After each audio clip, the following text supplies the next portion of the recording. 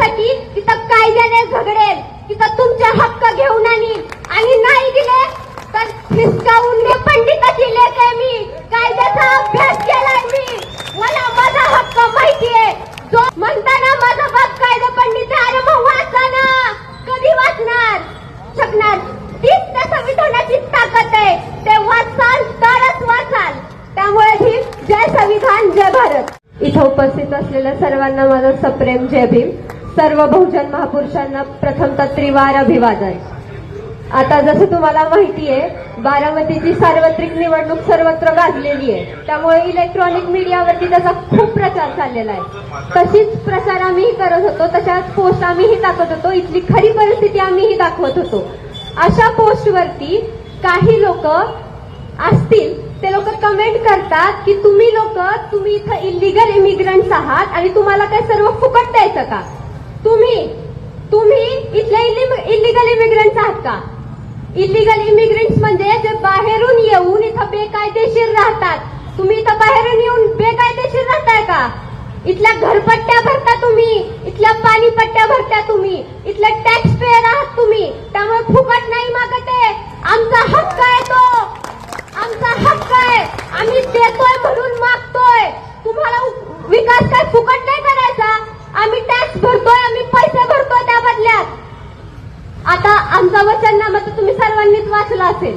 त्यातला सगळ्यात माझा आवडीचा मुद्दा म्हणजे बारामतीच्या सरकारी शाळेमध्ये सीबीएसई बोर्ड चालू करणं.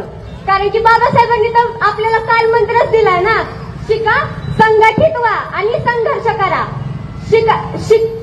संघटित होण्याआधी आणि संघर्ष करण्याआधी शिकायला सांगितलंय ना. ते लोक आपल्याला शिकू देत नाही, कारण त्यांना माहितीये हे लोक शिकले तर आपला प्रचार कोण करणार, आपल्या गाड्यांचं मागं कोण पळणार. ह्यांना बुद्धी येईल आणि मग ह्यांना समजेल की आपल्याला ह्यांच्या मागं नाही, यांच्या पुढे जाऊन ती शासनाची किल्ली आपल्या हातात घ्यायची आहे. त्यामुळे तुम्ही जर आम्हाला निवडून दिलं तर आम्ही या शाळेमध्ये यांची कशी दुर्दशा आहे तर तुम्हाला माहितीये, मला ती वेगळी सांगायची काही गरज वाटत नाही. तिथं आम्ही सरकारी शाळेमध्ये सीबीएसई बोर्ड चालवू, आपल्या मुलांना, तुमच्या मुलांना तिथं उच्च शिक्षण देऊ. या देशाचं सर्वोच्च न्याय संविधान म्हणतं की प्रत्येक मुलाला क्वालिटी एज्युकेशनचा राईट आहे, राईट टू एज्युकेशन, तो पण क्वालिटी तिथं हायलाइट केलाय. सुप्रीम कोर्ट म्हणतं की तुमच्या मुलांना क्वालिटी एज्युकेशनची गरज आहे. भेटते का तुमच्या मुलांना quality education?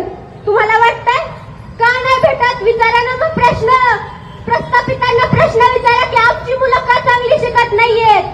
Mid day meal ते कशाला देतात? मिड डे मील देतात ताकी त्या मुलांना, जी मुलं अफोर्ड करू शकत नाही, त्यांना न्यूट्रिशन मिळावं, त्यांना प्रोटीन मिळावं, ती सशक्त व्हावी, त्यांना लहानपणापासून माल न्यूट्रिशन हा प्रॉब्लेम नसावा. मिळतो का ते प्रोटीन त्यांना? विचारा ना मग. कधी विचारणार? तुमची पिढी गेल्यावर. त्यामुळे जास्त काय बोलणार नाही.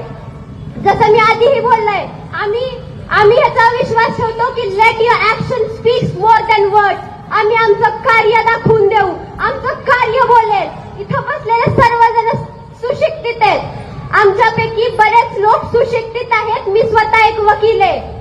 तुम्ही मला त्या काउन्सिलमध्ये पाठवून द्या, मी तुमच्यासाठी तिथं कायद्याने झगडेल, तिथं तुमचे हक्क घेऊन आणीन आणि नाही दिले तर हिसकावून